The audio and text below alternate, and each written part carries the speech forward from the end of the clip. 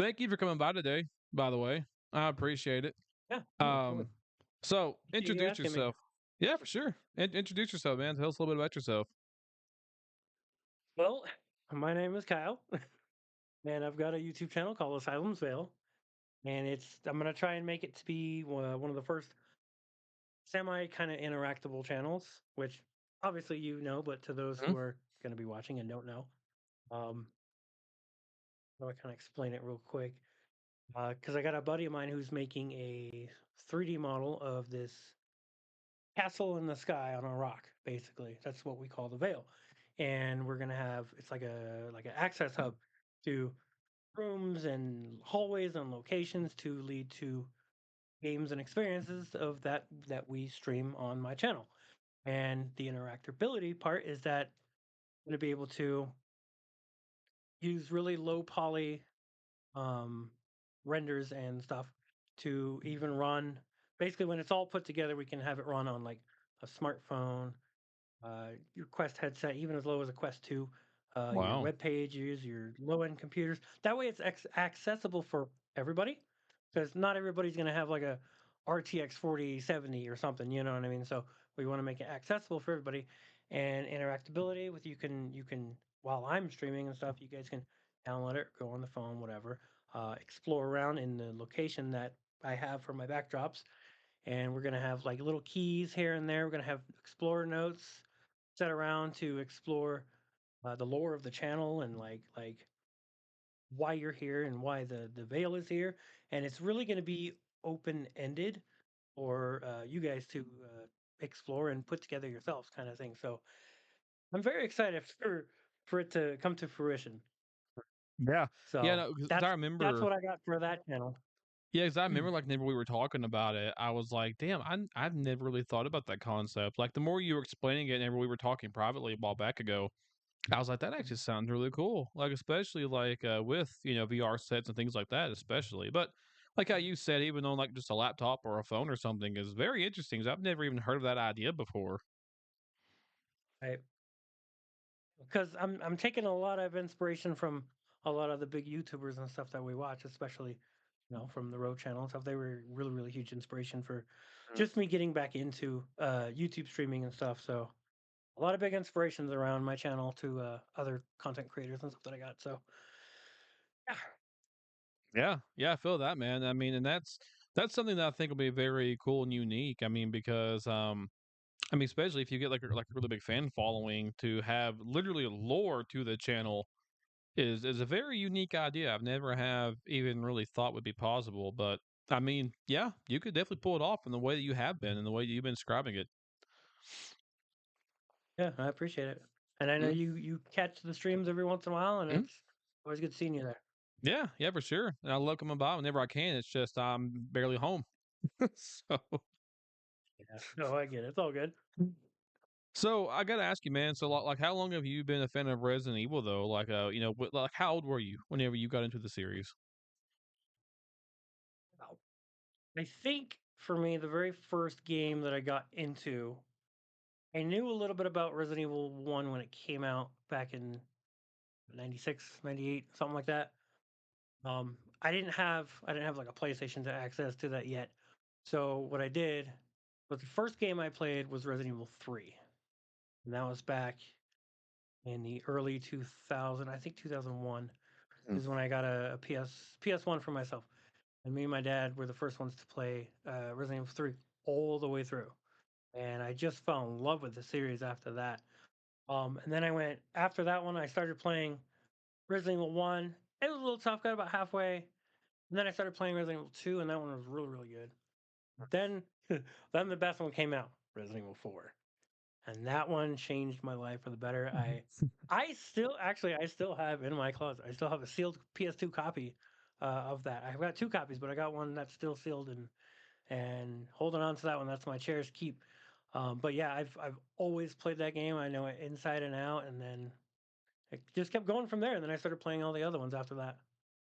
Nice. Well, have you ever timed yourself with the Resident Evil 4? Like, have you ever tried to like speed run it, or have you ever tried to see like how fast you can beat it? Um, I think I tried once, but that was more or less. with using like the Chicago typewriter, the Infinite Rocket, just the normal unlocks that Right. you get.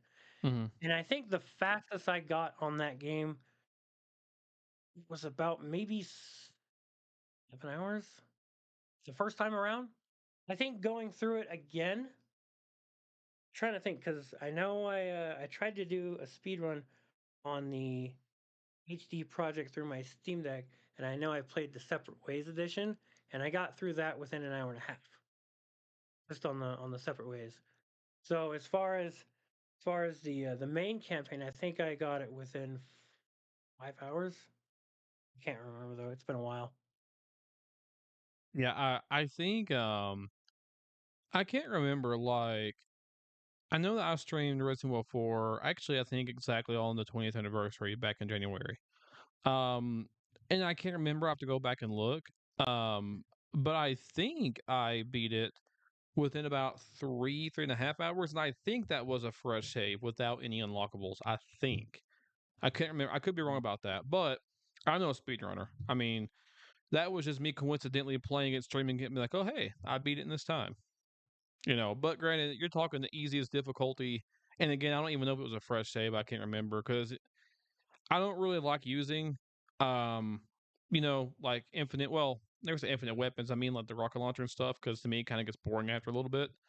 But even with, like, your upgraded guns, like the Red 9, for example, I mean, it's just one shot, one kill 9 times out of 10, so it doesn't really make much of a difference technically, Right. but yeah, because that see, it's kinda interesting you mentioned Resident Evil 3 because that's kinda how it was with me in a way. So, technically, the very first game I ever played was the original Resident Evil 2 on, um, what was it? On the N64. And that one's very unique because you can change your blood color and all kinds of stuff. And I sound like a psychopath here because I was like probably 4 or 5 years old, but I remember dying and seeing the color, the blood being blue, and just laughing hysterically at it. So, you know, there were no signs, right? But yeah, anyways, I remember seeing that and I didn't really play it much. That was the only time I ever just kind of experienced it for a day. I didn't own it, nothing like that. But I don't remember how this happened, but I remember somehow liking the first movie. I don't know how I watched it or how I came across it. I just remember it. Um, and then, whenever the second movie came out, I remember seeing Nemesis on the front thinking, dang, that guy looks really, really cool. Mm. And around this time, my old cousin, he was coming over a lot and he had the GameCube and I had the PS1 also. And he brought over Resident Evil 3. And I mean, we played that all the time, and then of course seeing like Nemesis there too, I loved it. I fell in love with Nemesis there. And I liked him on the movie too, but I fell in love with him in the game. Um and then just like you, whenever 4 came out, it was all over for me. That's whenever the franchise just grabbed me by the throat and wouldn't let go. And I played 4 on everything, man. I mean, you're talking GameCube, PS2, PS3, PS4, 5, the And Switch, the Quest 2, Wii, like everything. And I love it. I mean, it's one of those things that's very weird because I can notice some tiny differences in some ports, and I don't ever really do that. I guess because I've played it so much, you can just notice tiny little I details. I don't know. It's weird. was gonna say because like I was always thought to myself, so you might even know this. I don't I kind of think because I'm so used to playing the PS2 that Mm. it might just be a GameCube version. Is right after you beat the Mendez boss fight. Mhm. Um, if you're going up up the way, I pretty sure there's like a couple guys there. When I checked the PS2 version, they're not there. So I'm like, might have been just a Hmm. GameCube version. I'm not sure. But I'm like, it's ain't a Mandela effect. So I'm trying to really remember. I'm like, I know that they were there, I don't remember but that. some No. differences.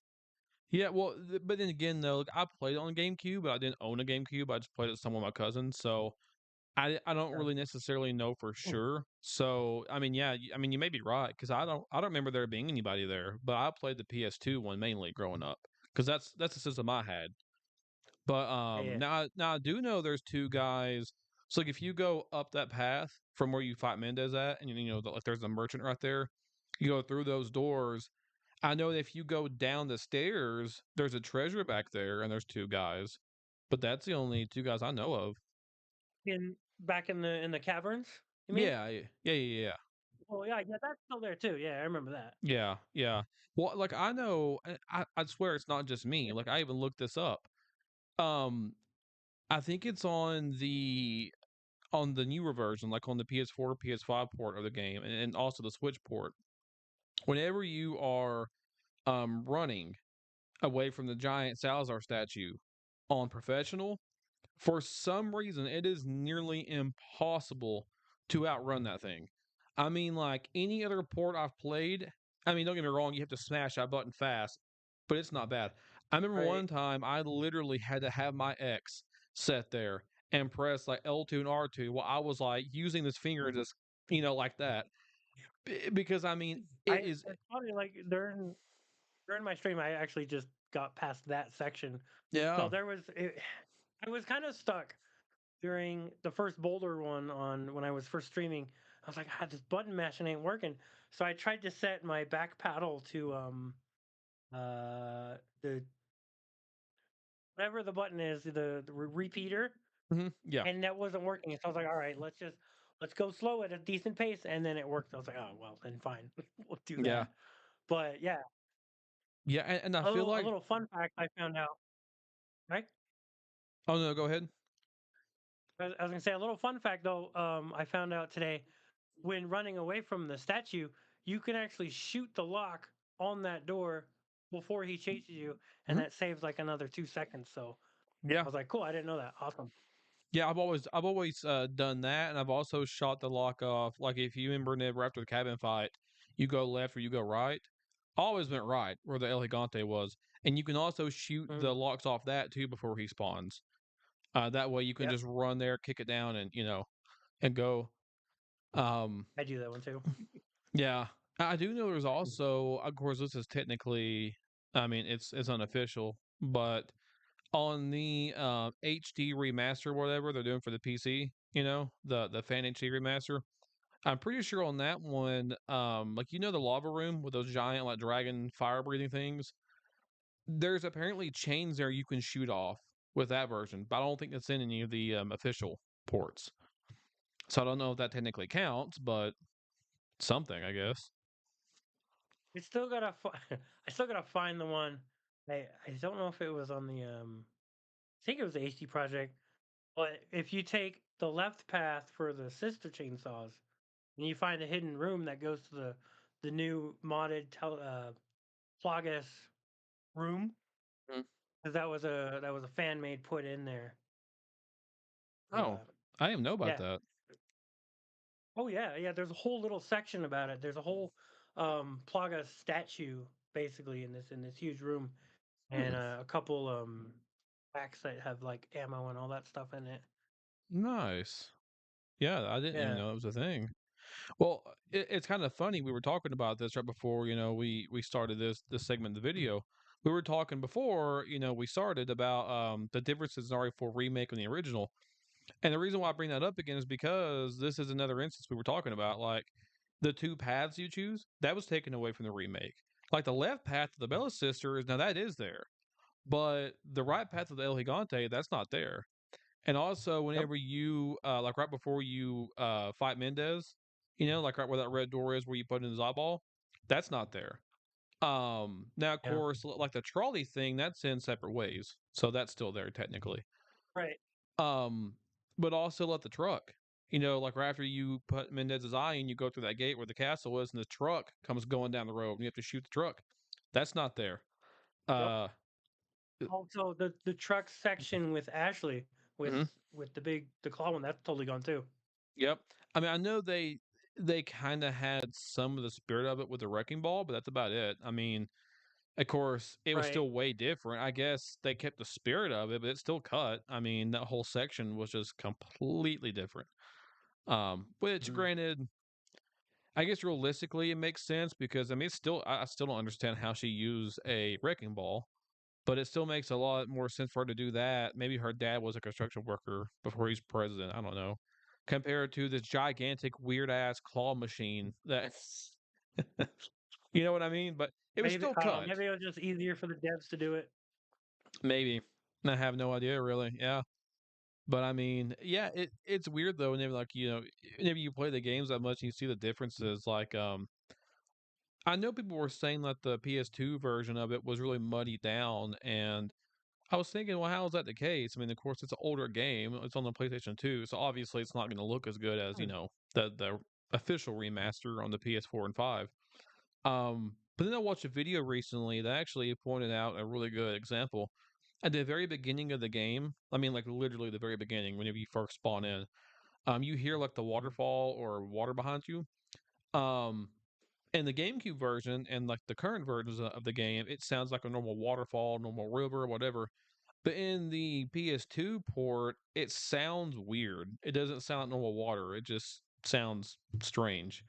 And it's little tiny things like that hmm, I never did notice. I guess because as a kid, you don't really care. But right. it's still there. Yeah. So, since you like four so much, what did you think about five whenever they showed trailers for that and everything? 5 5 was interesting to me. It took me a while, I think, to come back around to that one. So 5 was good. I didn't get to play that until like a while until it was out on the 360, I think, because that's when it first dropped. Mm, But introducing co-op was the biggest positive side for me, and I loved it. And bringing Chris back to a whole new location. Um, the daytime aspect at first that was interesting. mhm, But I like it because it started its trope with the action segment. And that's kind of where a lot of people say it deviated from like the classic Resident Evil, but it also has a lot of nighttime scenes too. But it adds mhm. the claustrophobia aspects with the tight corners and the hallways and all the industrial complexes later in the levels. That's what added to the whole fear for it, Yeah. and it was good. I really loved it. I just wish that there was an option to turn off the piss filter. Oh gosh, don't get me started on that, man. Like I've seen so many mods, like There's even a mod on the now road. for it, but Yeah. yeah. Yeah, like without that piss filter, it actually looked pretty good. Yeah. But with that filter, it I mean, just ugh. there was a lot there. I think mostly during that era, a lot of games, even like Mm, Gears of War and Army yep. of Two, had the piss filter and stuff. But it worked for the time. It was pretty good. Yeah. Yeah, I mean, it did work. It was just very weird. Like I remember even as a kid, and there's only been a few people that I've talked to that knows what I'm talking about. I don't know if you will, but like I remember that specifically even as a kid, I was like, why does the audio sound weird? Like whenever they talk, like it's not the voice acting, it's not the acting. It's just like sometimes whenever they talk, it just sounds. It don't sound as clear as like four did. I don't know how to quite explain it. Maybe I'm crazy, which I mean I am some, but it's almost like that No, I they know what you sounded mean. strange. Yeah. Like during the cutscenes and stuff. Yes. Yes. Yeah, Exactly. yeah. It felt like it wasn't as natural. Yeah, I think again probably with like the whole developing thing. They were probably recording their lines, not knowing they had like a whole line up with the facial features kind of thing. Mhm. It's probably what it was. That's true. Could be because yeah. I mean, now that I think about it, whenever it's not in cutscenes, audio is like fine. But it's like during cutscenes, it sounds like I don't want to say echoey, but it just has a little, just something off about it. I was gonna say that, but yeah, yeah, Yeah. Like it's strange. And I mean, there's so many people I've talked to. They're like, I don't know what you're yeah. talking about. I'm like, I'm telling you that there's a difference. Like, I swear there Yeah, is. I'm not crazy. right. Well, and I will say though, Andrew, I was talking to him, and he made a really good point I didn't quite think of because I did an episode of this with him a while back ago, and he made a really good point saying that to him, 5 was like the ending of the series, really, which obviously it's not. But I think that if they did end the series there, that actually would have pretty much been a perfect ending. Because think about it, 5 is very action packed. Obviously, very, very action packed. But even though that five, Mm. it's a fun co-op game, I do not really like it much as a Resident Evil game. Obviously, that's a consensus for most people. Even though that is the case, five has so much lore that goes all the way back to the beginning. And if Mhm. that was the last game, timeline wise at least, it would make sense because you go back to the beginning, lore wise, and you kill off Wesker, the big bad from the very beginning, and it literally is a big action packed, like just finale. You know what I mean? It's like a climax of the series, basically. So if that was the last game, I think that the actiony side of it would have been a little bit more respected. Um, but then of course we get Resident Evil 6, which we don't talk about Resident Evil 6.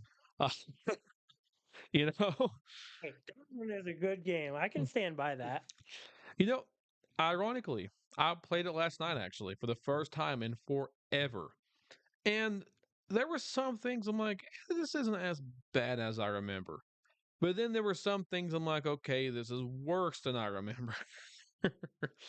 it's I think canonically with 6 you have to play it as Chris and Pierce, and yeah, then Leon. Everybody else is just side story. But I yeah, I like that one more as a co-op game as well as 5 than a single player game yeah, because I exactly. like that it has way more replayability to me because you have 5 different storylines to go through and then you can Hmm. puzzle everything together. Yeah, yeah, oh yeah, and that's the thing. Like, it does suck because on paper, six actually sounds like, honestly, it sounds like a really good finale for everybody. I mean, if Mhm. they ever did like one last Resident Evil game, I would expect something kind of like six. It had pretty much all the main characters except Claire, unfortunately.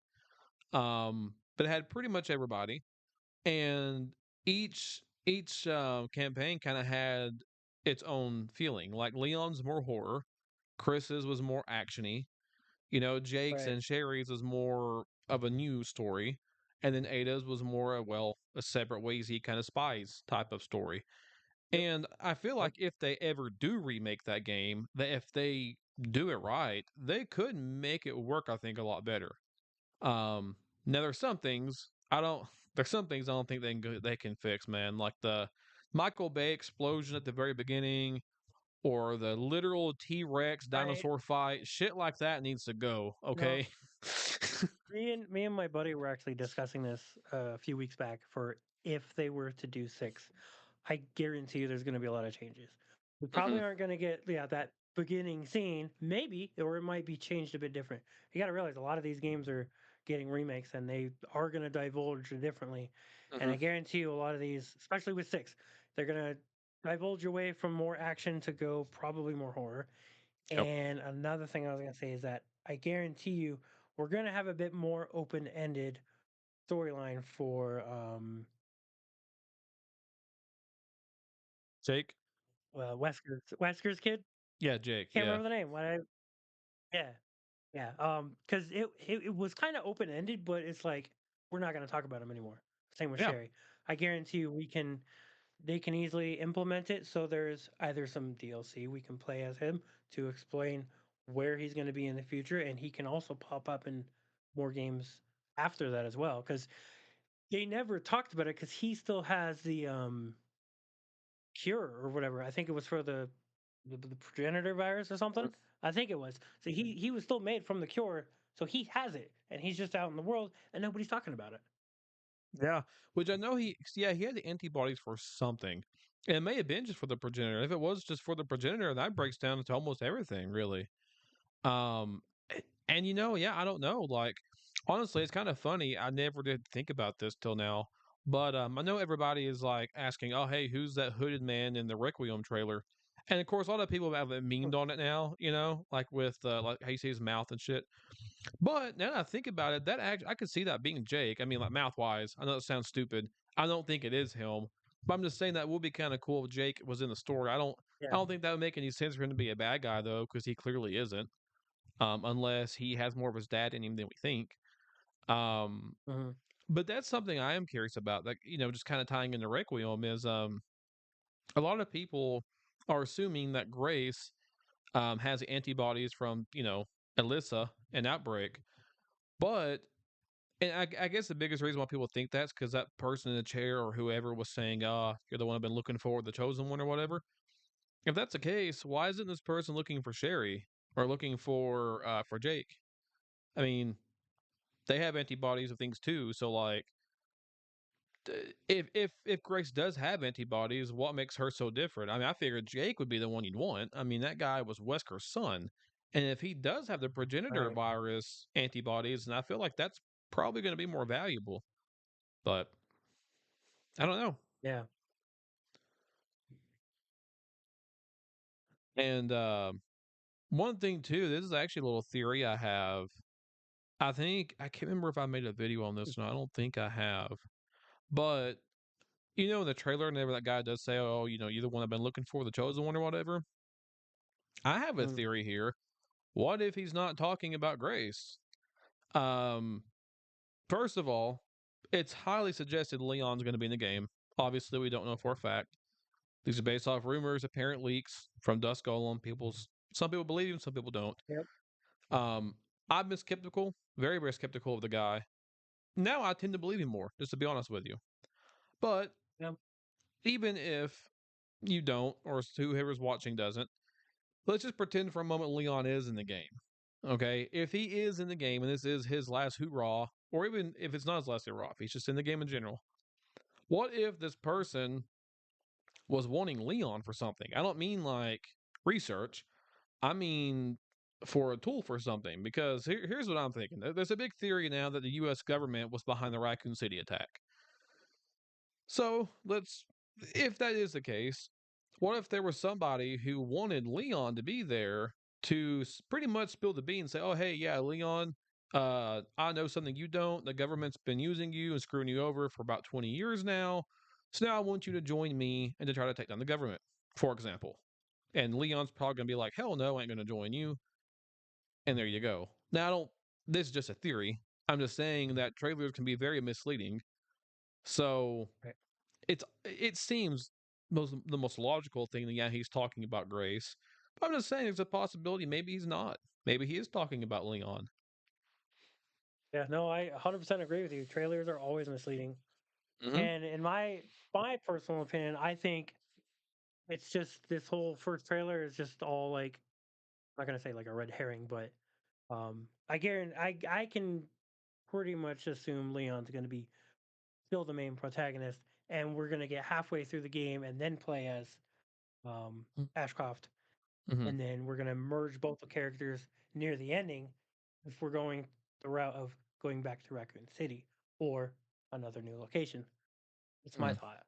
Yeah. Like I remember reading a while ago for one of Dust Golem's leaks that it was all going to be taking place on an island and all that stuff with blood moons and some werewolves, and I was like, damn, this be pretty cool. I like the idea of this, Hmm. and I almost feel like maybe there's still a little bit of that could be in the game. I don't know. Maybe. But I will say one thing too, and this is something that people pointed out, saying, "Oh, haha, you got it wrong." Look, it's not. But the thing is, Dust did say a lot of these ideas were scrapped ideas. He said that before, Right. but people blew it out of proportion. And if you ironically look at, whenever they showed the trailer and they showed what was going to be Resident Evil 9, it looks like an island and it's two-player co-op, literally just like how he said. Um, Yeah. and I mean, there's people's been like, oh, well, it's a very easy scapegoat for him to say, oh, yeah, it's a scrap version, whenever he has it wrong. Well, maybe, but in this case, he was right. That was a scrap version. He was 100% right about that. Um, Right. and honestly, if this is a conclusion to Leon's story, I think it would be perfect. I mean, not only just, him going back to his humble beginnings in Raccoon City, um, but look at the way that Capcom has been releasing the games. I mean, it would make sense for Capcom to, first of all, bring the series back with 7, then do 2 remake to bring back veterans, and also introduce new fans to Leon, and then do Mm. 3 remake, which they of course screwed up, and then do 4 remake, which I never would have guessed would have been a thing because it didn't really need one, but we got one.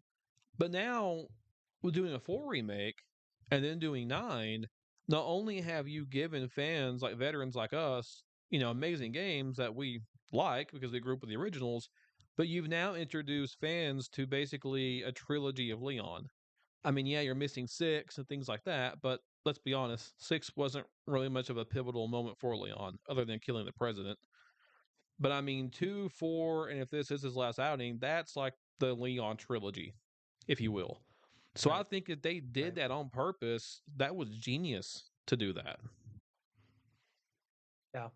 100% agree. 100% agree on you with that one. I Mm, would hope he doesn't die because yeah, I'm Team Leon forever, of course. same, But same. it would definitely be poetic if he went out doing the same thing that he started with. Yeah, yeah. And I've mentioned in the video, like, could you imagine though if I mean, number one, like, what if the game ended with a funeral, right? And since it's literally a celebration of 30 years of the series, what if there was a funeral and you got to see everybody in the new RE engine graphics? Like, what if you got to see Barry, his family, Chris, Jill, Yeah. at that time, Claire? That would be crazy to get to see. Hell, even Jake. Bring Jake and Sherry back for a second.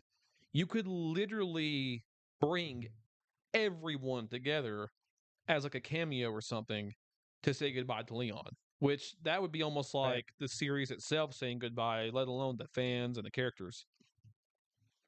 Yeah. So, I mean, if Definitely. they do kill him, I think right now would be the best time to do it. I hope he don't, but if they did, I think right now would be the best Yeah. time. Yeah. So, and poor Hunnigan, man. If the government was behind it, what I wonder if Hunnigan knew all along. Who knows? Who knows? I now, don't know. now that would be a Metal Gear Solid 3 level of traitorous. If if Hunnigan knew the Hey, entire as long time. as long as the series doesn't go too off the walls and starts introducing time travel, we're good. Man, they just introduced a like afterlife mold thing. At this point, it wouldn't surprise me anymore. Then you could literally bring back anybody you want, and then it's just off the table for everything. This is crazy. Yeah. Well, it's like that new mobile game coming out. Like I didn't have much hope for it, anyways. But Oh then I yeah. was like, it looks like such a weird game, man. If it's free, I'll try it. Yeah. That's all I'll say. If it's free, I'll get it. Well, here's the thing with me. Um, Like, I'm a big, and it's just me, I guess, because of OCD. If it comes to like continuity and stuff. But it's not just this. It's like any game really irks me whenever you can have like three Leons fighting off a Wesker and a Jill. You know what I mean? Like, I just hate games right. like that. It just pisses me off. Like, give us just give us like a mobile, and this has fixed camera angles. I'm like, that's such a good way to bring back fixed camera angles on a mobile like game. But why Mm, not just have new characters? Like, why you gotta have like Ada and the Resident Evil 8 Chris fighting off zombies in Raccoon City? That doesn't make any damn sense, okay? right. Like, Feels like this was a fan made game, not Capcom. yeah, exactly. And there's this weird, like, Dark Souls looking lady that's like the villain or something. I don't know. Yeah. Who It's knows? so weird, man. I was gonna input earlier. I was gonna say so. I do love the Resident Evil 4 OG Quest version, Quest port. Perfect, Yes. so good. Mhm. I honestly felt like I know it was meta, had nothing really to do with whole Capcom and everything, but I kind of felt in a way that was released to bring people hype of Resident Evil 4 back, and then Mhm. ironically they drop a trailer for remake. It's genius, and I kept telling people the way they did it was so good. I really wish would do it again with 5. Bring 5 to the Quest, because then it's you got to realize 5 is still based on the same engine as 4 Yep. with the same. It's got the same sound effects, same assets, and all that. So if they could do that on the Quest, then you could bring in a friend on co-op in VR. It would work. And Yes, it then would. with the success of that, and they can bring the hype for remake if they do 5. Yeah. That was my thought process of that for a long time. Yeah, I haven't really thought about that, but yeah, you're completely right. Because I mean, I've played some co-op games on Quest, and granted, on the Quest 2, some of these co-op games don't really look the best, and that's Mm. okay. They don't have to. But I mean, hell, of course, I don't have a Quest 3, so I'm not sure exactly how it runs or how it looks. But I do. I got a Quest 3. see, guilty then, It's right? basically the same. It's just a little higher textures. That's all it is. But it's the same Right. game. Well, I mean, and it's going to be a while. Again, if Dusk Golem was correct with his leaks and rumors, that we're probably going to be getting an RE5 remake. So hell, by that time we may have a Quest 3 or 4. And if that is the case, then yeah, give us a 5. I mean, I didn't really think about that, but yeah, I mean, playing co-op in a Resident Evil game in VR, oh dude, sign me up right now. And the possibilities, man. Come on. It'd be Yeah. perfect. Oh, it would. And the thing is, man, like I'm telling you, Capcom, they have dropped the ball so much whenever it comes to like co-op stuff. Like we Mm. live in a day and age now where people love co-op more than they do story games. It's sad. I personally like, story games and then having co-op as a extra. Now it's like the other way Right. around. Right. I'm actually one of the oldest people, well, besides my boss and our sales rep, I'm the oldest person where I work. And a lot of these people, they're in their early 20s and they make me sound like an old man sometimes. They're like, "Oh man, you don't play this online?" I'm like, "No, dude. Number one, I don't have time. Number two, I'm old school, man. I like to come home, play a game for the story, end it, and then that's it. Go back and play it again if you want to. I don't like spending every single second of my day on a co-op game. I just don't. Like Grand Theft Auto I get 5. I love that game never came out, but I tried to play it online last year. Man, I couldn't. You would have to spend. I mean, you'd have to make that pretty much your full time job in order to catch up with everybody.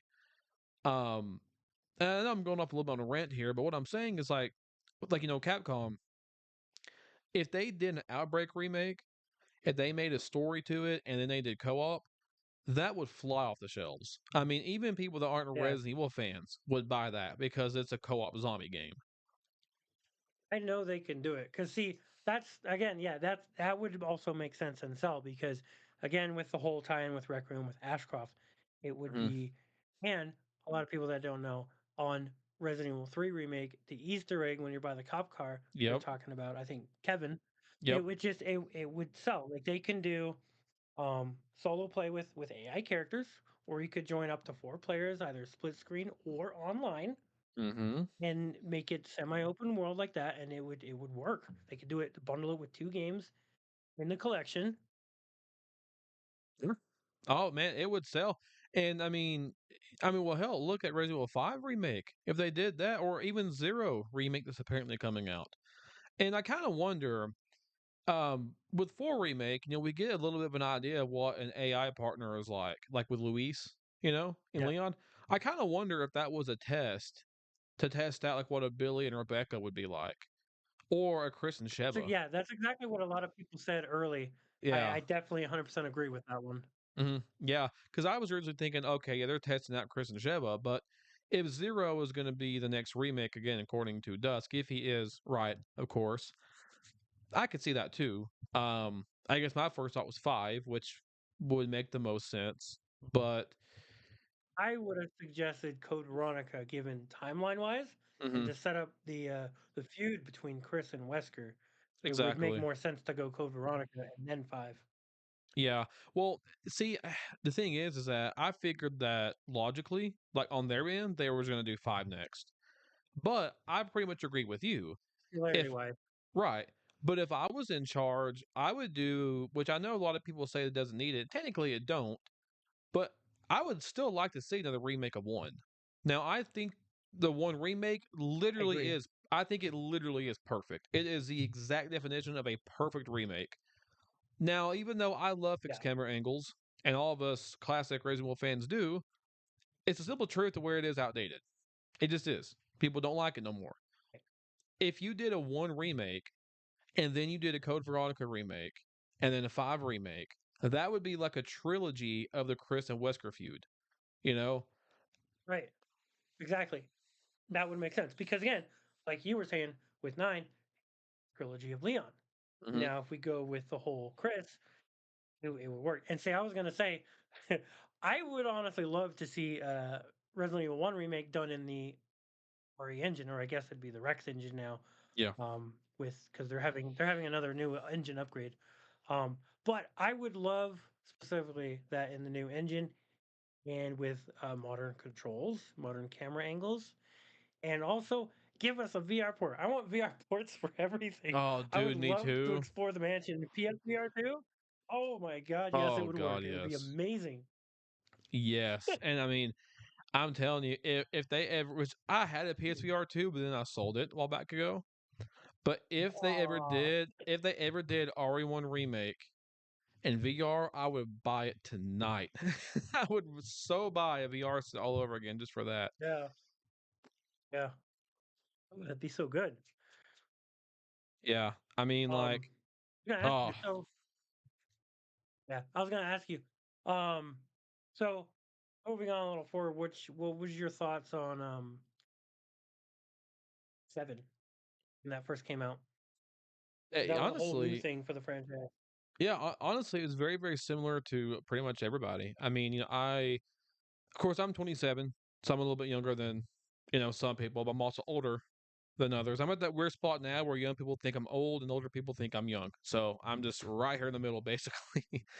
But I remember, I loved four. I played five. My old friend and I played the crap out of five also. Um, I was excited for six because Leon was coming back, and I was so excited for that. Um, and also, it was the first time me getting to see Leon return because I was literally the second game came out and there I was like a week old, like literally a week old. So Leon coming back in the fourth game, I didn't really experience that. You know what I mean? If that makes any sense. I mean, Mm, yeah, he came back, but I didn't play the original for context. Um, right. but with six, I did. I'm like, oh crap, it's Leon. I played as him in four, so man, I'm excited to see Leon again.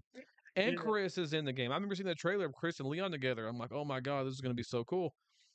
I played it, and even as a kid, this time I was like 13, I think, something like that, 13, 14. And even as a kid, I was like, man, this is just a lot. I was like, this is just weird, I didn't like whenever you run how the camera goes like up your ass, basically. It's the best way I can explain it. It's like a Yeah, weird view. yeah. And I was like, what? Why is that? Um, and like, I kind of fell off. I mean, I played Welcome to Raccoon City or Welcome to Raccoon City, crap, Operation Raccoon City with my friend a lot. Don't talk about And that game. yeah, well, I think it was fun on the easiest mode as co-op, but Yeah. it was more of a guilty pleasure. But I still even then was like, this is a fun game, but man, it is not a good Resident Evil game. Everything is so bullet spongy. But um, so I really really fell off then, and then I remember I was in high school. I think I was a junior or senior in high school. And I remember working at my first job, which was a Dairy Queen. And I remember seeing the trailer for it. And I'm like, oh shit, they're coming to Resident Evil 7. I'm like, this actually looks good. And it's a whole new character. I'm like, damn, this is pretty interesting. Mm, Now, I didn't buy a PS4 until a couple years later. Um, and I know literally never I bought the PS4. The first game I bought was Resident Evil 7. I went home, played it, fell in love with it, played the crap out of that. I know that my ex, even my little sister, fell in love with that game. Um, I liked it a lot, and then of course, around this time, 2019, Never Resident Evil 2 remake come out. I just turned 21, so I remember going. I remember a lot of drunken nights playing Resident Evil 2, to say the least. yeah. Having my own place for the first time, being able to legally at least drink. Um, and also just getting to play that, man. I think Resident Evil 2 remake has such a big soft spot in my heart because it really is sentimental to me because I played that game so much right as I dove into adulthood. Um, and of course, 3 remake came out around the time I got married to my ex, and then 4 remake is whenever it literally just pulled me back in completely. It slowly, gradually grabbed me. I mean, 7 got me. 2 remake really grabbed me in, but 4 remake just got me back in the bear hold again. to where Yeah. like it's got me strangled again, so I can't let loose unless Capcom screws something up. So, but what about you? I mean, what Yeah. did you think about it? I I liked it. It took me a while to warm up to that one too because it was like, yeah, a new character. I was like, all right, new character, new setting. I don't know Mhm. how to go about it, but all right, we'll try it. It was when I after having a PS2, I kind of skipped over the PS3 era and jumped to buying a PS4. Mhm. And then when that came out, I bought it, played it for a little bit. It was pretty tough. Like I played it 3 or 4 times through New Game Plus a couple times, and then I started playing on Pro Fresh Save because I wanted to get those achievements and all that stuff, the unlocks. Yeah, yeah. And I got stuck to the part where we had to face the two big moldeds in um in the elevator room Oh yeah, I on the hate dude's that part. his games. Yeah. Yes. So my buddy at the time, he's like, dude, I got your solution. You need to try this. So he told me to buy a PSVR. I was like, all right, I got the money. I could go get it because it was on sale. And I was like, all right, why not? So I buy the PSVR. It was finicky. It was running on PS3 technology with the whole wands and all that stuff. Mhm. But let me tell you, man, that changed my life Yeah. with playing RE7. It was because I had to aim. I had the controller still. But you had to aim with your face. That was fine. Man, I flew through the rest of the game within like an hour, and I was like, wow, that was awesome. Yeah. And I can never go back to playing that game flat screen unless it's in VR because that's how much fun it was on that one. Honestly, like I've heard that exact same thing from everybody. Like a coworker of mine, he loves Resident Evil 7. I mean, he played a lot of them like how I did too. I mean, he likes them, but he's not like a huge fan. But he loves 7 because he's Mm. a gigantic Evil Dead fan. So that game obviously he loved because there was so much Evil Dead-ish type of vibes to it. And he had it in the PSVR one. And he told me the same thing. He's like, "Man, that is the only way to play that game." And I'm still so salty why Capcom hasn't released a PSVR 2 version of that. Cuz I never got the PSVR Exactly what 2. I was saying the other Yeah. day. Like I wanted to play that so bad. I'm like, "What? They still haven't ported it over to the PSVR 2? Like why?" Seriously, hanging up to 4K because on the PS1 you're only at 960 by 700 resolution. Looks crap to today's standards. Yeah. Yeah, and I was like, "Dude, like, why not? Like, just all you gotta do is give an update, or you could even do a money grab, release a Resident Evil 7 PS5 version. Like, what are you doing?" Well, we have a PS5 version. That's the thing. We got a PS5 update version. Oh, We really? just don't have the ability to use the PSVR 2. And I thought that, well, what's up with that? You just flip a little switch, turn it on, be easier. Yeah. But I guess in developers, it's like, well, if you want to add the motion controls, that's a whole nother setup. I was like, well, it's just the same. Just add the look with your eyes. That's all you got to do. Mhm. But Yeah. I yeah, mean, and speaking of like the PSVR too, like I got it mainly for RE4 remake. That's the reason why I sold it because I just don't have a whole lot of time to my hands down to really like physically like to even play games in general, let alone not do it in VR. Um, I played 4 remake through the VR once. I'm not gonna lie, I was a bit disappointed. Um, I didn't hate it. I thought it was still good in VR, but you could definitely tell it was just an afterthought. I mean, because 8 in VR is actually pretty good. Um, and then yeah, I and love then that like on one. the Quest 2, of course, it's perfect. It was obviously that port was obviously made just for VR. But like in the 4 remake, I didn't like how like you can't even open up drawers. You know, you have to press a button to open it. You can't grab it Yeah, like no, I get that.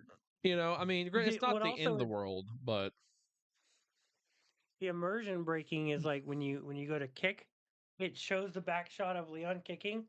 I'm like, you could just throw your foot in front of your camera. That's that easy.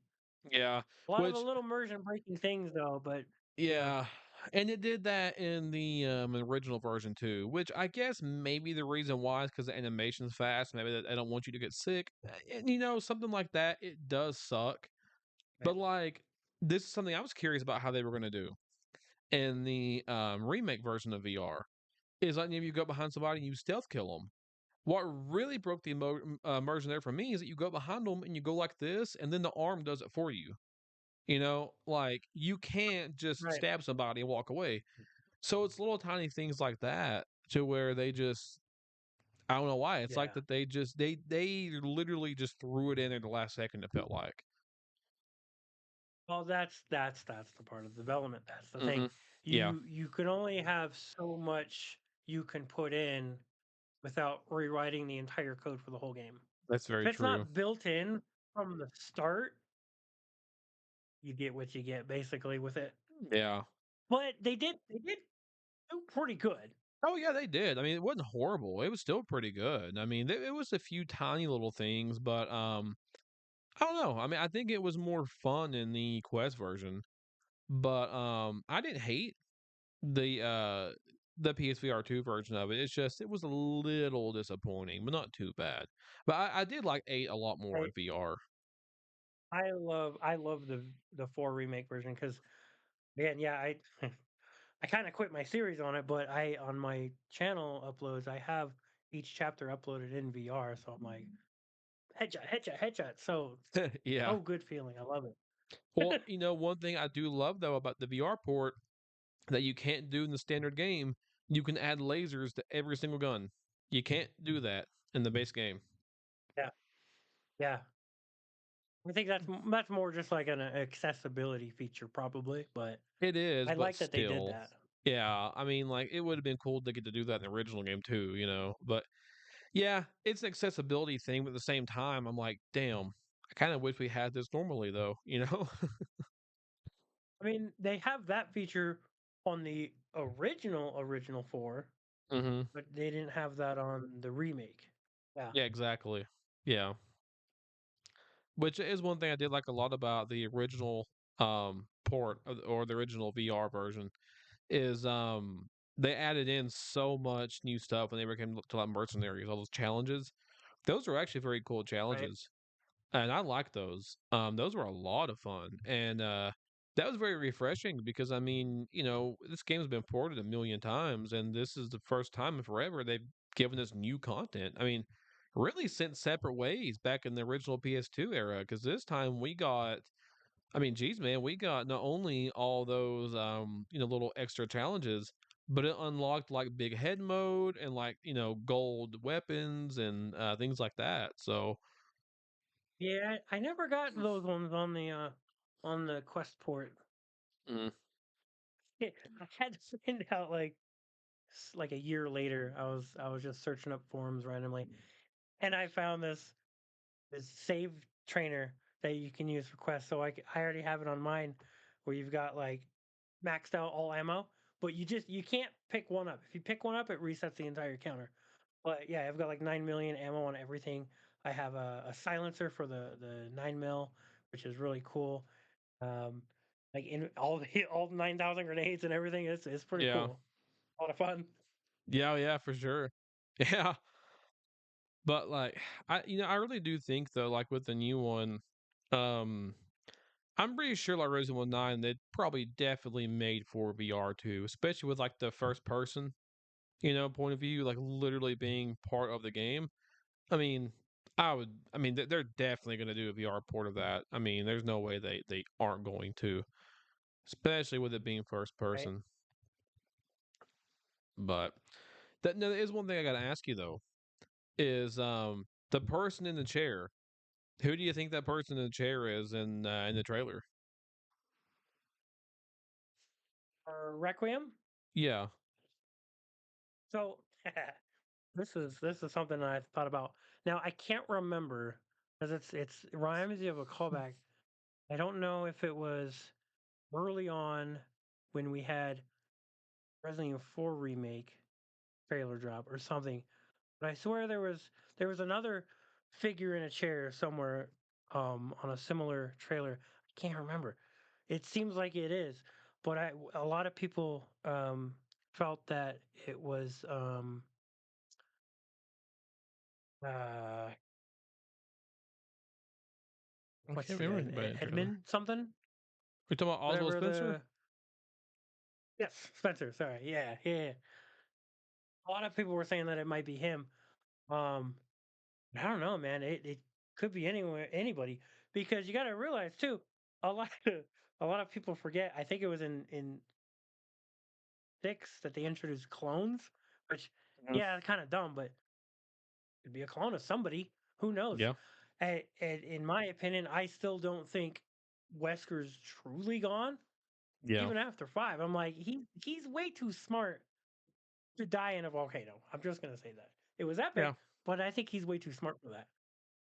yeah, yeah, and I do agree. I mean, and I here's the thing I think. And this is again maybe me thinking too much into it.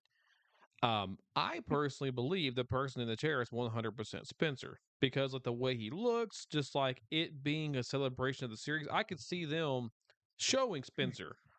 And another reason why I think that is because we've seen tiny little drops of outbreak throughout the last several games that we all thought were just little Easter Right, eggs, but it wasn't. Obviously, they set this up. right. Seven, we had that newspaper from Alyssa. Three remake, we had that how you were speaking about earlier, that little Easter egg. Yep. And in eight, we also have the lore tying back to Spencer. So sure, that still may be an Easter egg, but what if it isn't? I mean, hell, I thought that little newspaper was an Easter egg, but it wasn't. Maybe they are purposely kind of bringing people back to a memory of who Spencer was. Um, Yeah. However, though, even though I do think that is Spencer in the chair, I don't necessarily think that is him narrating because it seems to believe, if you see somebody, menacingly sitting in the chair and you hear a bad guy voice, you think it's them. And it could be. But that's not always the case. Like how we said, trailers can be very, very misleading. So what if we see a flashback? It doesn't even have to be like he's alive. What if we see a flashback of Spencer sitting there in a chair talking to somebody about something? I don't know. And his voice could belong to somebody completely different. I mean, this could be a huge Right. misdirection. But I do think that's definitely Spencer. I don't see how it couldn't be. It looks literally just like him. I mean, the setting, Yeah. everything.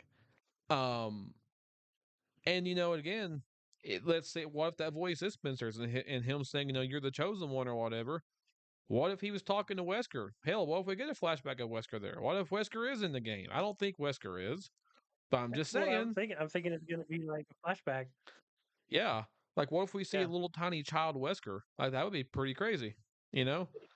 I mean, because I mean, Kind of cool. like they kidnap children, they put them into the Wesker program. So, I Right. mean, or Um, oh, you know, or a cool bit of tidbit is I was reading up earlier uh and I was saying somebody make a post is that there might be speculation that we'll get recurring merchant in Requiem, which I I would think love would be that. pretty cool.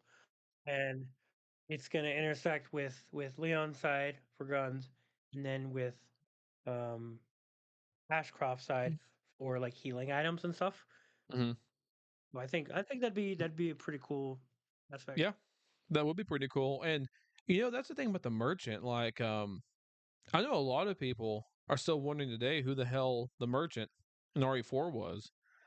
I don't know if I've ever shared this idea with you. If you ever seen my video, like I've tried to share this with so many people. It's not for I don't care about fame or recognition. I don't care about that. That's not even why I do this channel. I do this channel just for fun.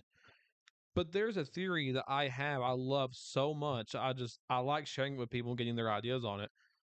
And it was specifically the remake of 4 that gave me this idea. Is whenever you play as Ada in separate ways, the first time you come across a merchant, she's like, "Oh, hey there, stranger." Kind of like she knows him, and the merchant kind of talks to her in a Mm, weird kind of way, almost like they know each other.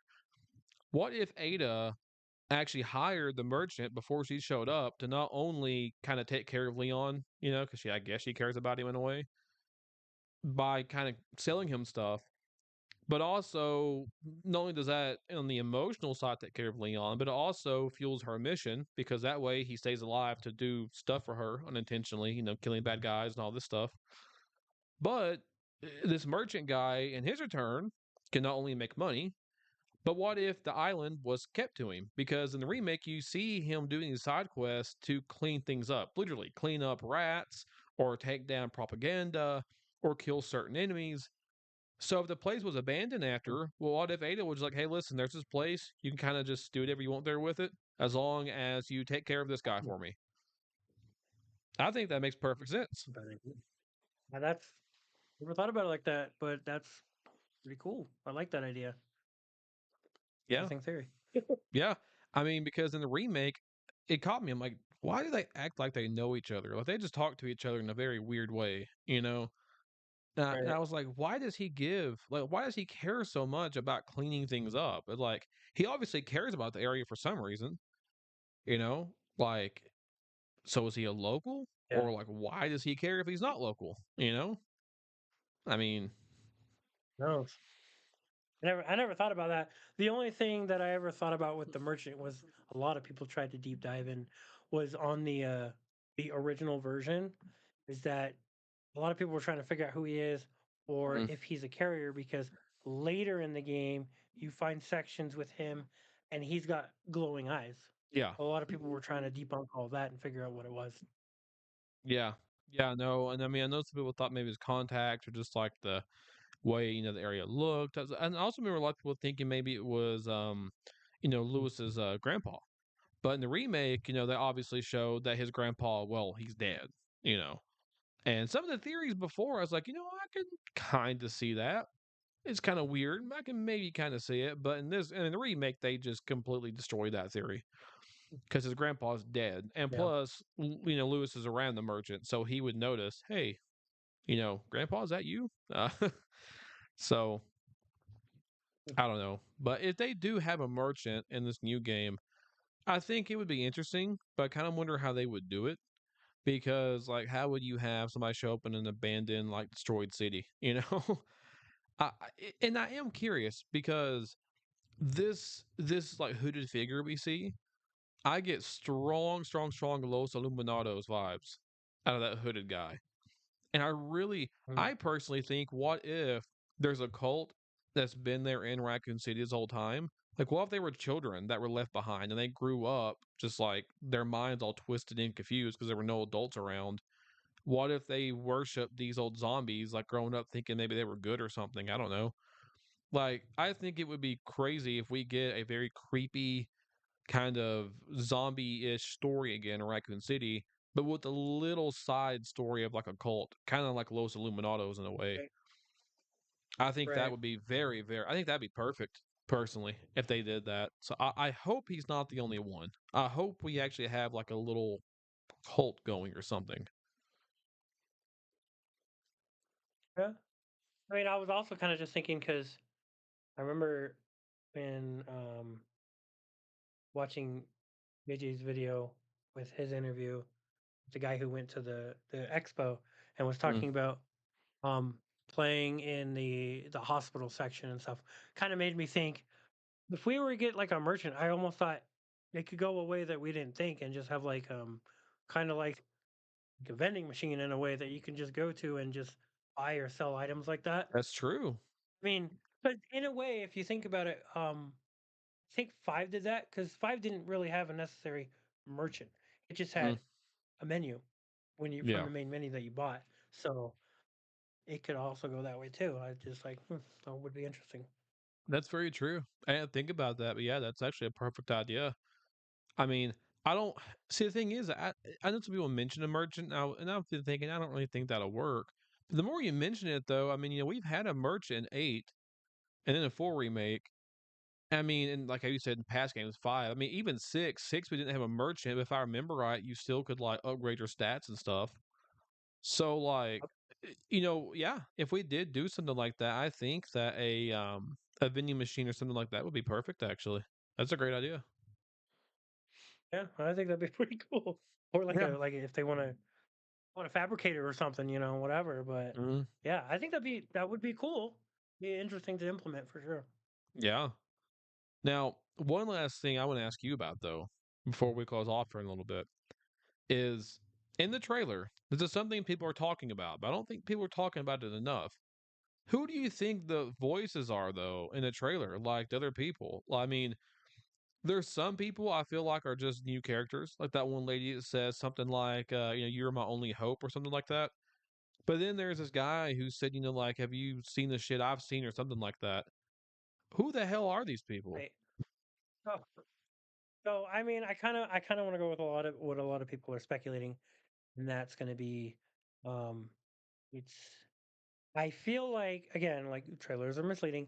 I feel like these lines are probably taken from either a cutscene early in the game, and I do Mm, think it's going to be of um, Chris, Jill, maybe Rebecca.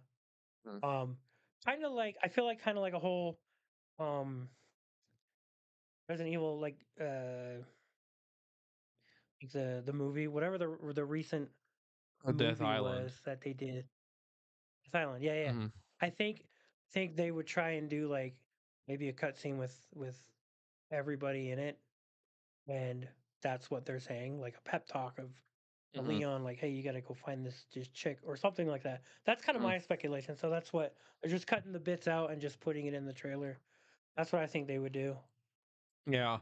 Well, see, like, because you also hear in the trailer little girl say that everybody's gone, and that's actually the reason why I was thinking, what if this cult, if there is one, what if they were kids that were left there? What if this is a flashback and these little kids are like, "Hey, everybody's gone. What are we gonna do?"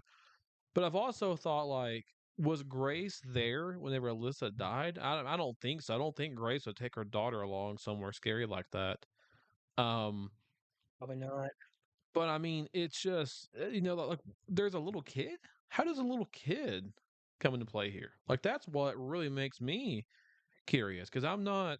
I mean, other adults I could see like, and again, I mean, realistically, they're probably just new people. I wish that fans were right and that's going to be like Chris and Jill, but I have a feeling Capcom's not going to do it. Yeah. But despite all that, where the hell does a kid come into play? I mean, that's kind of just like just reminded me of a little fun fact is that I think if I'm right, I think there's only if I could think, it's there's only like 3 or 4 kids in the entirety of the whole Resident Evil series. You got Sherry from 2. Hmm. Um, you've got Kendo's kid that shows a brief cameo. You've Hmm. got Evelyn from 7, Yep. and then I think that's about it that I can think of. Besides, not counting like just background zombies, Yeah. just like There was the characters fourth that people one. know. There was that little girl from Revelations too. Um, Revelations, that's right. yeah. I haven't played those ones yet, so Yeah, yeah, me yeah, either. I'm like aren't that big of a thing in the Resident Evil universe. So Yeah, which it just makes me very curious like how are they going to bring a child into it? I mean, cuz I doubt there's a child in Raccoon City hanging around. So, what's going on there? I well, mean, my thought is that with like we were saying, so with Requiem, I feel like there's gonna be a lot of past and present kind of flashbacks or game mhm. sequences. Like I can guarantee you there's probably gonna be a segment where we do play as Alyssa before she dies.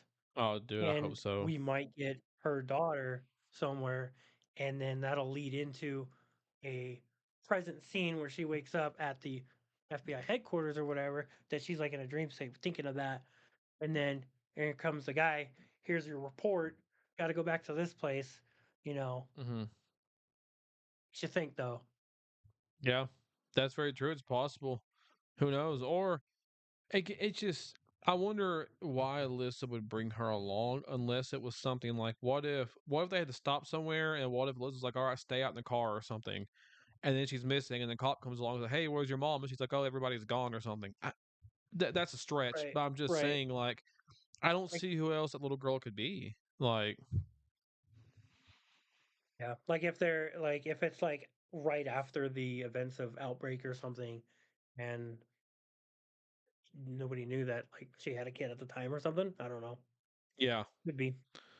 And then it's just like, hey, we have a safe zone we need to get to, so let's go that way. And then yeah, that would make sense if let's stop here, disappears. That would make sense. yeah, yeah. And this is actually just a little random thought I had. But I wonder who the dad is. What if the dad is Kevin or somebody from Outbreak? That'd be interesting. What if the baby daddy is somebody Yeah, else we that'd be know? that'd be pretty cool. Yeah, That'd be yeah. pretty cool. Well, like the thing is about the voices though is like that one guy that says, like you haven't seen the shit I've seen. It sounds like the same voice actor that did Chris in 8 and Carlos in 3 remake, but his voice sounds Right, really right. gravelly and oldish. So like I kind of wonder what if that's supposed to be Mark or maybe even like David or Kevin. I mean, because they're going to be older by this point, especially Mark. And the voice was like very, like Yeah, gravelly and kind of old sounding. So, I mean, what if it is yeah. one of Because them? as far as I know, we don't know what happened to the crew of after Outbreak at Hmm. all. I mean, besides Lessa with her stories, that's about it. We haven't really heard anything from anybody else. Yeah, yeah, exactly. And I mean, and that one lady that says like you need to keep your voices down. That to me sounds not only like Jill, the character, but that definitely sounds like Nicole Tompkins, who has played Jill in the last couple, in the last Right. game and movie. I mean, to me, which I did find this interesting too. I remember talking about this last year to a few people I'm friends with. So I met Nicole Tompkins and Nick Apostolides last year. I met Nick Oh twice. yeah. Yeah, but the reason why I bring that up though is because I noticed looking at like all the cons they were going to. Those two go to cons together all the time. Like those two specifically always go to the same cons together. And I thought for a while, what they're dating? I don't know. I don't care. That's not my business. But they're not. I mean, Nicole just got married recently, from what I've seen online, like on Facebook and stuff. Mm. But what if they? I mean, obviously their schedules are similar because they literally go to cons together all the time, man. Like those two always. Yeah. So I was like, are they in the same game together? Because I find it kind of I weird. mean, unless they're working on other projects together as well, that's possible. Either that, okay, so it's either they're working on different projects and their schedules are the same, or that one's working and one's off, or that they both worked on the same project and now they're both off, Right. you know, Right. because I mean, now I'm not saying every single event they're there together. Like I met Nick a second time last Yeah. year and she wasn't there. Granted, that was a very, very small venue. I think it was only him and somebody else. It was a very, very small venue. But almost all your Mm. cons, though, even not so big ones, I mean, they're always there together. I don't know as of lately because I've not been going to cons, but um, and that definitely sounds like her voice. It definitely sounds like her. So I'm curious. Even if Jill isn't a big part in it, it would still be nice to get to see or hear from Jill again. I'm gonna say I would love for well again because see that's part of the thing with the early Dusk Golem League. We got told that originally he's going to be half Leon and half Jill on the island. And then Hmm. we got told that Jill was going to be like a minor character, not even there, Yeah. just to give Leon guidance. Um, and now we're getting told nothing about it. Maybe she's not in it, but I would love to see Jill come back in another game. It would be fantastic, especially to Hmm. work with Leon because again, besides Death Island, we never see them cross paths ever. Yep. Exactly. And you know what I would love? I would love what if the game opened up. This is how if I was in charge, I would love to open up the game like this. What if you open up the game with Spencer in the chair, talking to little Wesker or whatever? And what if you saw like a little, I don't say a recap, but what if you saw like a scene or two from the first game? Like, what if you got to see like a new version? Like, Yeah, what if you got to see Jill saying, "Hey, keep your right. voices down," talking to like Barry or somebody, and then maybe in the mansion you could see something that would tie into the rest of the game. You know what I'm trying to say? I don't mean recap everything as like, okay, if you Yeah, here's a catch up. and just that little scene right there be perfect for one remake again. Like you were saying, an engine, Exactly. it's already there. Here's a little Easter egg. Look forward to the next game. Yeah. Yeah, and see, Yeah, and we've already technically seen a like in that movie Death Island, we seen Jill from her Resident Evil 1 outfit in the little right. section there. So like I'm saying like what if we see him there? Like maybe he's doing something in the mansion or whatever and then we hear Jill and them come in, he leaves or something. I don't know. And then this Hmm. ties into the overall story. And I think that would be perfect too because if this game really is celebrating the entire series, you know, to literally start the first scene as in kind of a flashback, if you will, but harkening back then. And if this monster is indeed Lisa Trevor, that would be a perfect way to later on for new players to say, "Oh, this is Lisa from that mansion scene at the beginning of the game." Yeah, If be pretty that is cool. her, I don't really think it would be. Eh, My thought was the first time I seen that, I was like, "Damn, that's probably Alyssa transformed. That would be messed up." yeah, I thought that Or too. that's a version of that that's just playing tricks on her mind. That's just Mhm. like seeing stuff. Yeah.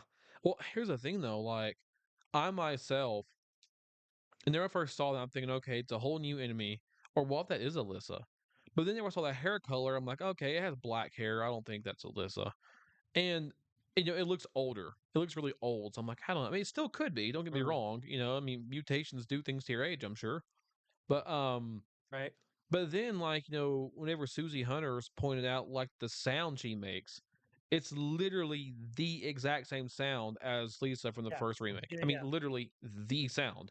And she has chains yeah, on her, and she's wearing a yeah. similar attire. And there's a lady here I was talking to on Discord. I've been wanting to do a video about this, but I haven't. And I highly, highly doubt this is true. Highly, highly doubt it. But what if um that hooded guy, what if that was Billy? And the reason why I say Billy, because if the military's behind all Like this, really, hear me out for a second, okay? Let me be a maniac for just 30 seconds. yeah, If the US government is behind this, okay, what if they were observing the mansion the entire time? With or without Billy? I mean just in general. For combat data. Or just to see, hey, let's see what these stars guys can do in here. If they were doing that and then they see Billy running away, what if they captured Billy and did shit to him? Again, I don't think that's the case. I think this hooded guy's a whole new person personally. I don't think it's anybody from before. I'm just saying, well, maybe. But regardless, I do think that if the government was behind this, they probably were watching the mansion. And Lisa, if anybody could survive that, it would be her. Um, and maybe it's not Lisa, but I'm just saying I think it's a very interesting aspect to where she has a lot of very similar aspects. And if you ever look at the model of Lisa, you can actually see part of her actual face, like right yeah, here, and her teeth are huge, yeah, just like this new right, monster. right. Trying to think because I know they kind of shoehorned it in Lisa in the remake. Because I know she wasn't in the original, No, she but wasn't. I'm Mm-mm. trying to think. Yeah, is there like I don't know if there was a major significant reason they put her in, or if they just actually thought of like, here's some actual lore that's going to fit in for a while for these other people, and this is why she's here. I can't Mm. fully remember entirely though, but if it is her, that would be interesting because yeah, Yeah. a lot of people say how could a creature like that survive for many decades in the city unless I mean I don't know. Also, yeah, was it a thermo thermonuclear, not a nuclear, Thermobaric, I thermobaric think. bomb, Yeah. whatever. Yeah. So yeah, yeah, yeah. It's not full. It's just that area, and the mansion was on the outskirts of Raccoon City, of course. Yeah. So yeah, it's interesting to think about. So Well, I don't know. Who knows? in the Mm, hospital, I think it's geographically right there beside the mountains. I think. I think people pointed that out. I think so too. And yeah, Yeah. and Lisa, because in the remake, now there was some more added lore, not only with her story, obviously herself, but the whole George Trevor architect thing. He's the same one I think who built or designed the Baker's house in Seven, Right. and Right. also Lisa, the whole parasite thing ties into Nemesis because they got a parasite and put it inside of Nemesis so that way he could like be controlled and smart basically. And they Mhm. tried to do that with Lisa. And I love that in the 4 remake, they pretty much alluded to the fact that Luis is kind of like the dad of Nemesis in a way, because like it seems like that Right. they got the idea of the parasite from Lewis because he knew of Las Yeah. Plagas. Now, obviously, it's not Las Plagas, but it seems like that basically Luis gave the idea of it. They tried to put one into Lisa, she rejected it. They tried later on again, put it into Nemesis, and it worked. So it's like that, and also Mm, Lisa has a lot of very similar attributes to Nemesis, like the tentacles, for example, being almost indestructible in a way. Um, mm. and I mean Lisa, if she did, which well, I mean, in one of the Wii games, and we do see her get blown up in the mansion, seemingly dead. But I think that if they did keep her alive, that would be a perfect way to tie it back to the mansion. Also, I mean, to have a game tying back to the mansion and RPD, now that would be poetic. That would be Yeah. perfect. Well, because like, I mean, that's kind of the iffy part about these games because sometimes they just shoehorn things in. At Yeah, the end of Village, right? They just have that paper that said we're working with Spencer, yeah, and then it all of a sudden ties already back to the original, and I'm like, well, that's just lazy writing.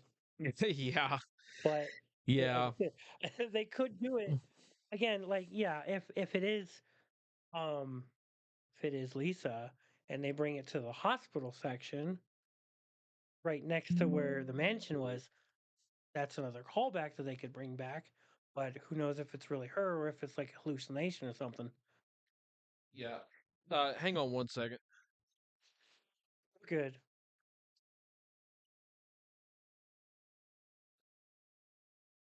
Okay, sorry about that. I had to plug my laptop in real quick. But yeah, I Oh, mean, you're that's the fine. thing. You're good. Like I don't. It could be an hallucination. Who knows? I don't think it is, but at the same time, we had that giant baby thing in eight. You know, Right. so And that was who terrifying. knows? They did that perfect. Hmm. Oh yeah, yeah. That part actually creeped me out. Now VR, that part's really creepy in VR. It's so good, but I mean, like with me, it's all like the same scripted events. It's never random, so you get used to it, so you know what to look for. I would Yeah. love. I always told JJ I would love a Resident Evil game where it would have better AI pathfinding and would have random scripted events at times, kind of like how Nemesis would be, or I think well, Nemesis was kind of scripted. Mr. X, on the other hand, was more not because he would follow you around, but it would pop up randomly at random points. So I'm like, that's what we need Hmm. for more enemies like this. Random Yeah. points where you think you're gonna know where the scripted event is, and then bam, it's around a different corner. Yeah. Yeah. I couldn't agree more. I mean, that would be perfect. I mean, it's just. I mean, this game is gonna be very, very strange because I'll be honest. Like, whenever the first trailer came out, I was watching this. I'm like, is this Resident Evil? I'm like, because they've been teasing the shit out of a new Resident Evil game this entire showcase. I'm like, there's something going on. Right. They said, okay, this is the last trailer. I'm like, is this Resident Evil? It don't seem like it. And they said Alyssa's been. I was like, it didn't click with me. I mean, I know who Alyssa is, but I guess if you had told me like before this trailer came out that Alyssa was going to be a part of a mainline game, I would have been like, you're full of shit. There's no way they're going to have It Alyssa. clicked with me. It clicked with me when I first saw the Raccoon City, and I was like, oh, Yep, oh, me yeah. too. I remember I was literally getting off work. I was like about to clock out, and I was watching this, and I was like, I was at work listening to it. yeah, I was like, what is this? I'm like, huh, this looks kind of creepy, like, and then I saw the city. I'm like, no way. Is that Raccoon City? But there's no fuck. No, this ain't Resident Evil. And then I saw the RPD, and even then I'm like, why are they showing the RPD? I'm like, what the fuck? This is Resident Evil 9. They're showing the fucking RPD again. And then that's where I lost my shit. I was like, oh my god, that's the fucking It RPD. was such a shocker. It was such a shocker for me. I did not expect them to go back. And I was like, Hmm. whoa. Because again, my whole thought was like, okay, I actually loved the idea that Dusk Golem had of the whole island aspect. I love it. I was like, Yeah. that's so good. I would love to play that. But now this is just whole carpet pull. I was like, what is going on? Yep. I did not expect that, but I'm here for it. Yeah, same. Because whenever I saw the city, I'm like, okay, it's a big crater. Like, is that Raccoon City? That's not Raccoon Yeah. City. Then they showed that. I'm like, oh my god. I remember, like, literally, I'm not kidding you. 5 seconds after that trailer ended, my phone blew up. I had people on Facebook, people on Discord messaging me saying, "Yep, you were right. That shit came out today." Or like, "Oh my god, did you see the trailer?" Like I remember like just ding ding ding ding. I lost it that day, man. I was like a kid in a freaking candy store that day. Oh yeah. Oh yeah. Oh man, That's I'm gonna go awesome. back and watch it now. Man, then to think, can't wait for the next trailer. And Mhm. then like the last couple games, we're gonna get demos Oh yeah. before the release. Realize, and then people are gonna have demos on the PC. They're gonna jailbreak the timers, if there is Mhm. timers. But we're gonna be here for it. It's gonna be fantastic. Now here's the thing though. They're having a play test of that game this month, aren't they? Either this month or next month. There's gonna be like a play test of it. Right. I at the Japan Expo or something? Yeah. Gamescom Japan? Mhm. Yeah. Yep. Well, again, with that one, I think it's going to be like the whole hospital segment that dude already Probably. did. I guarantee it's going to be that section, Yeah. but that's still going to be big. It's still going to be a Mhm. whole thing. Yeah. I And mean, then, like, because they had success with Village, with the Village demo, and then the Castle demo. I guarantee we're going to get a different section. If not, maybe a Leon section if they mhm. decide to reveal him in the next trailer. Yeah. Yeah, which I feel like they're probably gonna reveal Leon like right there, like a few months before it comes out. Cause man, it's so weird to think this year's already almost over. Like I can't believe we're already in August. But I mean, Oh, I know. like it's insane. But think about it, like we literally are only 6 months away from this game. 6 months, which is crazy to So think. excited. Yeah, oh, dude, me too. It's so crazy to think about. We are 6 months away, and you got to think like if they were to reveal Leon like 3 months from now, right? Let's see, that would be like right Yeah. in the middle, basically. So that'd be around November, December, give or take. Um, and I think that would work. If I was them, I would do it hopefully somewhere around the time of Halloween. Of course, not perfectly right then. It depends on gaming expos, things like that. But I do know at the end of the year, Not a bad around idea. yeah, because I know in December they have the Game Awards, right? So my money, So. yes, my money is that they'll show Leon then. Um, or but this is the other thing though. They usually, obviously, well, I mean, they're going to have a collector's edition. They always do. But I can't remember in the past whenever they revealed the game or the collector's edition before the game came out. I think it's usually at least 4 or so months before. I think something like that. I don't know. Maybe. And if it is the Last time I case, seen a collector's edition was the day it comes out. well, I meant like pre-orders, like showing it, like showing the pre-orders, all that stuff. Oh, okay. Yeah, Probably. yeah. Because I kind of wonder if this is Leon's last outing. I wonder if they're going to make a Leon statue, and if they do, that's going to ruin obviously him being in the game if they don't show it first. But if they don't, if they make an Alyssa statue, then they could wait even longer to show Leon. Um, Now I will say, don't get me wrong, I love Leon. Um, and I do think it would be kind of unfair for him to have a third statue, considering he's already had two out of the, Uh, four. Right, Has right. worked his ass off. Give him a statue. Exactly. But if this is his last outing, I feel like he deserves one now. If this is his last game, I'm going to be really pissed off if they don't give him a statue in his last game. So if it is his last, they better give that man a statue. Grace can wait, Right. okay? Because I don't know if you ever watched a lot of the probably have. You probably have. You ever heard JJ's idea for the perfect send off for Resident Evil? Like how he wanted to have if anybody was to die, it should be Chris. And that way they do the Redfield Foundation Mhm. and all that stuff. And I love that whole idea.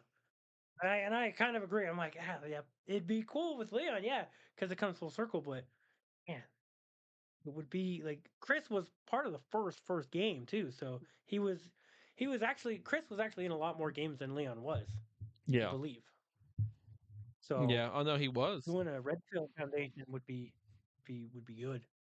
To be honest with you, if you were to ever say who's the main character of the series, I mean, obviously there is not a definitive person, but if I had to pick, it would have to be Right. Chris because Chris was in one. He was, I mean, a huge story aspect of two. That's why Claire went there in the first place. Um, Yep. of course, he wasn't in three, but he was still, I mean, mentioned some. Code Veronica, obviously, that's all about going to get Chris, and he's in it. Five, he was in it. He was in six. He was Right. in seven. He was in eight. I Yep. mean, yeah. The only reason Mm, Leon is popular is because of 4. That's what popularized him out through the whole world. That's why it was the Yep. most popular game ever. Hmm. But yeah, Chris is the main guy. Yeah. Leon is just second close. Yeah, exactly. I mean, because Chris, I mean, even if you look at just mainline titles, the only ones he wasn't in was in, well, again, he's mentioned a lot in two, but I guess he's still technically not in it, was two, three, and four. And this is now, Okay. well, if you don't count nine, that's out of 8 games. He was in over half Yeah. of them. He was in 5 out of 8. And also he was in the Revelations one. He was in that one also. Mhm. Um, I mean, he's been in, 2 out of the 4 CGI movies. I mean, Chris Redfield, again, I mean, to me, if there's any one character that's technically the main character, I think it's him. Um, I mean, because I think if they ever do in the series, and I kind of had a video on this um,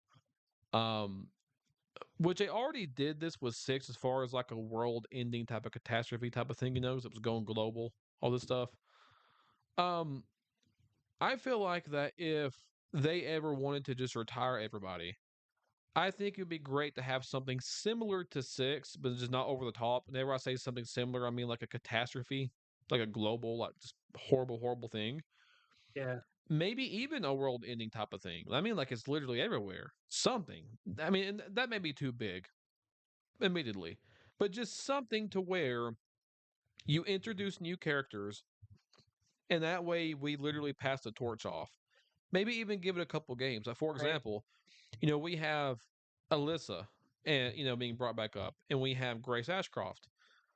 I feel like that if Leon dies in this game, this would be the perfect example of how to pass the torch off to somebody. Because Leon, you know, Right. again, let's assume, and I do firmly believe the government behind Raccoon City is a real thing. I honestly don't see how it can be. There's so much evidence now that Mhm. like whenever you think about it. Um, but assuming this is the case, you know, Leon would now have been betrayed by somebody he's been working for 20 years. He was made to work for. Keep in mind, his beginnings was in Raccoon City. Um, and I feel like that if he were to die, he and Alyssa would have a lot to share over. I mean, because a lot of people are thinking maybe she's betrayed by the FBI because of just the way that they've been acting towards her. But she works for the government also, so they both work for the government. They both would kind of get betrayed, and they both like she would begin her story in Raccoon City like how he did. So I think parallels like that would be a perfect way to have a new send off. Or hell, Piers. Piers was a perfect example, but well, he died. So I feel like if you want to retire these characters, you don't always have to kill them. But I feel like that you should have Right. somebody to kind of like just take the torch, you know? Extra. Yeah. I was actually gonna say like if they did kill off Leon, yes, it's gonna be sad. Pass the Mhm. torch, yes. But if they do that, I truly want to see all the OGs. I Mhm. want to see them retire in a way, like actually get good, go to a safe, secluded paradise island that you don't have to ever worry about anything. Have Yeah. them live off the rest of their couple decades left and start families and just live life normally, while the outside world is on its way for new heroes. Yeah. Yeah, exactly. But the one thing though that I really just don't like about Resident Evil Village is that they shot themselves in the foot hardcore whenever it comes to the freedom of what to do with the story because we know Chris is alive after like 17 years of that story. So it's shit like that. And we obviously know there's still some kind of terrorism going on because otherwise, why Yeah. would he need her? Yeah. I mean, That's right. so Sometimes a lot of people forget that he's on his way to the European division at the end of Village. yeah, and I wonder, like, I wanna know. And yeah, like, what are they gonna do with that? You know, how's that gonna tie in here? Like, well, yeah, well, cause see, a lot of I don't know if it was like a confirmed thing, but a lot of people were saying that that body that they had in the plane was actually like an unconfirmed clone of Chris. mhm, yeah, I don't know if they're gonna touch on that, if that's gonna be like an actual lore thing, which again, going back to clones, that would be kind of crazy. mhm, Because if they have the DNA of whole OG cast members, that's gonna be a whole different kind of story to open up. yeah, yeah, that it Yeah. would. And I mean, this series, the entire series has had a running problem from the very start of corporations turning on you. Obviously, Umbrella, now seemingly the Right. BSAA. Um, my whole thing though is Good. I wonder if they're going to continue the thing with Blue Umbrella because what if I mean Blue Umbrella, from what I understand, is like some good remnants of Neo Umbrella. Umbrella. Yeah. Yeah, so like it was like some remnants of people from Umbrella who want to do right. But again, if the government's behind this, what if the government's trying to kind of like get Umbrella going again and make it look good in the public eye? You know what I mean? Because if the government was Right. behind it, Right. they could try to bring Yeah. Umbrella back, but in a oh look, they're good way, even though they really want them Right. to keep doing shit. And the BSAA, if the government's corrupt, and it seems like it is, it makes sense that BSAA is as well. Mm. So I kind of feel like that's going to tie in some, but it just feels weird that Chris is leaving. Like, it would make sense if he calls Leon and says, "Oh, hey, I stopped by, and by the way, yeah, they're bad now." What do you mean? Like, that's a whole game, you know? Like, so how are they Right. going to do I that? mean, that's. I feel like wasn't that kind of touched in on six? They were almost kind of pinned against each other. Or was that an early concept? I can't remember. What do you mean, Leon and Chris? Yeah. I mean, yeah, in six, like they fought over Ada because there was a clone of Ada who was doing bad Oh, stuff, that's and yeah, yeah, right. and there was all that. It'd be it'd be a curveball now. We're talking about clones. It'd be a curveball if Leon is in Requiem, they kill him off, but that's the clone. That'd be a curveball. Now that would be a curveball. Yeah, I mean, like, um, another thing too is like whenever it comes to Chris going up against a BSAA and everything, I'm just like, if this is supposed to be a somewhat conclusion to the story, how are you going to conclude that? That's a big, big, big, big thing to leave off. Now, if Chris, Yeah. because Chris specifically said, go to the BSAA HQ. Um, if he Right. said, hey, something ain't right here, we need to go back home and look into this, that wouldn't be as ominous. The only thing I could think of is what if he arrives and they throw his ass in prison or something? I don't know. And then at the end of the game, they let Chris out because or something. You know what I mean? I don't know. Well, But maybe we'll get to play as Chris in Resident Evil 10, and maybe that will explore what's going on in the European division. yeah, maybe. Maybe. 'Cause, again, Requiem's it's gonna be good. It's not the end of the series. We're still gonna have plenty more games to go forward. Oh, yeah, of All course. speculation at this point. But the thing is like the reason why it's, I mean, like you said, it's not the ending, but it's not even just going off what Dust Golem said. Even Capcom have pretty much said is that this is kind of like, I mean, what's a requiem for the dead? It's like a final respect to all Right. this, and it's going to conclude the story from the very beginning, which was Raccoon City. So, like, if it's Yeah. concluding that, then they obviously, I mean, BSAA is part of that. You know what I mean? So, like, what are they going to do with that? Unless since the series obviously is going to continue, they're gonna have to continue it some way. So, like, what if they're That's what I setting think. so what if they're setting the BSAA to be like the next umbrella for like the reboot of the series? You see what I'm trying to say? Yeah. Different subdivisions of the world. Right.